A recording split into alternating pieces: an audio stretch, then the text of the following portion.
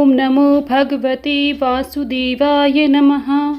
हरे कृष्णा। आज के इस वीडियो में आप सभी बैसाख पूर्णिमा के शुभ अवसर पर सुनी जाने वाली पूर्णिमा व्रत कथा सुनेंगे। आप सभी श्रोतागण इस व्रत कथा को प्रेम और भक्ति भाव से सुने।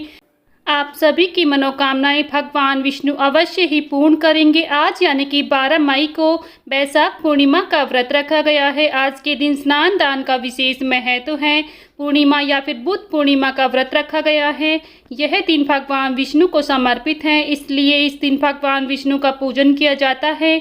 साथ ही लोग भगवान विष्णु को प्रसन्न करने के लिए इस दिन पूर्णिमा का व्रत रखते हैं। अगर आपने भी इस दिन पूर्णिमा का व्रत रखा है तो आज की इस वीडियो में आप सभी पूर्णिमा व्रत की कथा जरूर सुने। आप सभी की मनोकामनाएं भगवान विष्णु अवश्य ही पूर्ण करेंगे। प्रेम से बोलिए भगवान विष्णु की जय। आज की अगर ये कथा आपको सभी को पसंद आई तो प्लीज़ वीडियो को लाइक शेयर करें। चैनल पर नए हैं तो चैनल को सब्सक्राइब करना ना भूलें। बेल आइकन को प्रेस कर लें, जिससे आप सभी को हिंदू धर्म से जुड़े सभी व्रत और त्योहारों की वीडियोस देखने को मिलेंगी। चलिए शुरू करते हैं बैसाख पूर्णिमा की व्रत कथा। प्रेम से बोलिए भगवान विष्णु की जय, माता लक्ष्मी की जय। काशीपुर नगर के एक गरीब ब्राह्मण को भिक्षा मांगते देखकर भगवान विष्णु जी ने स्वयं ही एक बूढ़े ब्राह्मण के रूप में उस निर्धन ब्राह्मण के पास गए और कहने लगे, हे विप्र, श्री सत्यनारायण भगवान मनोवांछित फल देने वाले हैं। तुम उनका व्रत और पूजन करो, जिसे करने से मनुष्य सब प्रकार के दुखों से मुक्त हो जाता है।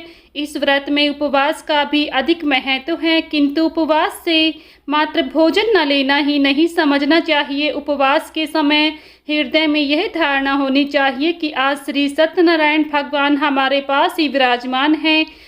अतः अंदर और बाहर शुचिता बनाए रखनी चाहिए और श्रद्धा विश्वास पूर्वक भगवान का पूजन कर उनकी मंगलमयी कथा का श्रवण करना चाहिए।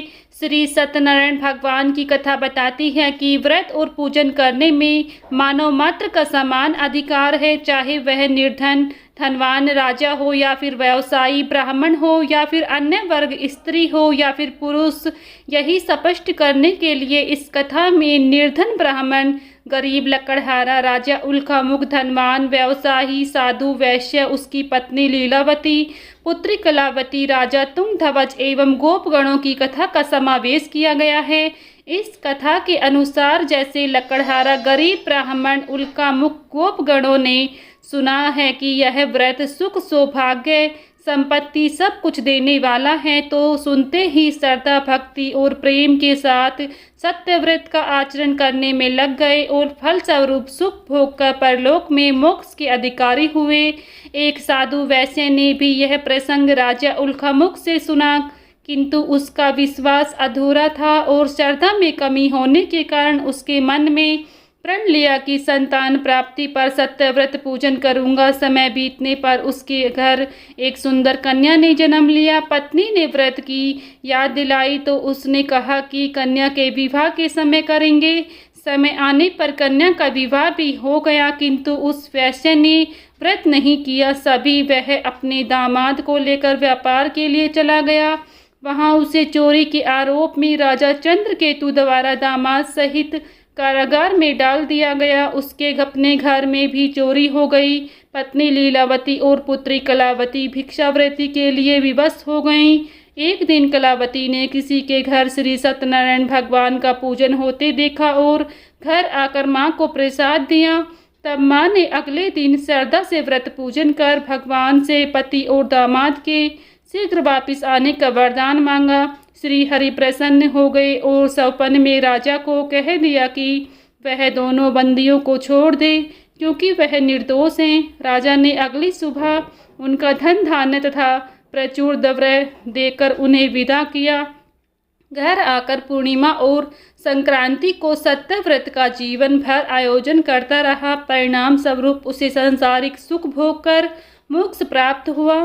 इसी प्रकार एक राजा तुंगध्वज ने वन में गोपगणों को श्री सत्यनारायण भगवान का पूजन करते देखा, किंतु अपने अभिमान की वजह से राजा ने ना तो पूजा स्थल पर गया और ना ही दूर से ही प्रणाम किया और ना ही गोपगणों द्वारा प्रसाद ग्रहण किया। परिणाम यह हुआ कि राजा के पुत्र, धन धान्य, अश्व गजादि आदि सभी नष्ट हो गए।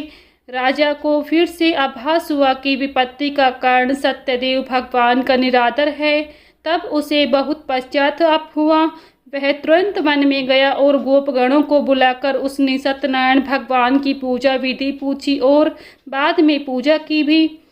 फिर भी उसने प्रसाद ही ग्रहण किया तथा घर आया। उसने देखा कि विपत्ति टल गई और उसकी सारी संपत्ति जन सुरक्षित हो गई।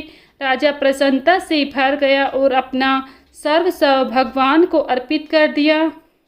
एक नगर में धनेश्वर नाम का धनी व्यक्ति रहता था और उसके कोई संतान नहीं थी। संतान न होने की वजह से वह हमेशा दुखी रहता था। एक दिन धनेश्वर को एक योगी मिले। उसने उनको अपने दुख की वजह बताई, जिसके बाद योगी ने उसे वैशाख पूर्णिमा का व्रत रखने की सलाह दी और साथ ही भगवान विष्णु की पूजा विधि भी बताई। योगी के कहे अनुसार उस धनी व्यक्ति और उसकी पत्नी ने वैशाख पूर्णिमा यानी कि बुध पूर्णिमा के दिन व्रत रखा। व्रत के दौरान दंपत्ति ने पूरे विधि विधान से भगवान विष्णु की आराधना की।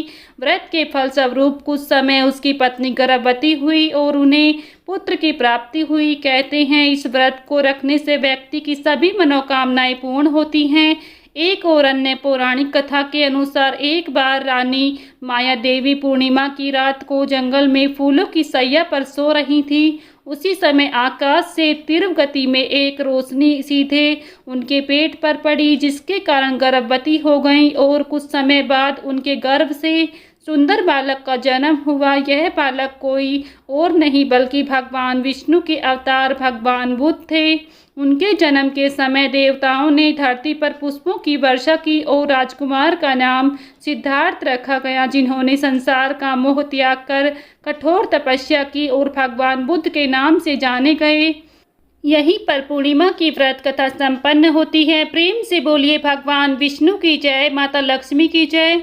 अगर आप सभी को हमारी ये कथा पसंद आई है तो प्लीज़ वीडियो को लाइक शेयर करें। चैनल पर नए हैं तो चैनल को सब्सक्राइब करना ना भूलें। बेल आइकन को प्रेस कर लें, जिससे आप सभी को हिंदू धर्म से जुड़े सभी व्रत और त्योहारों की वीडियो देखने को मिलेंगी।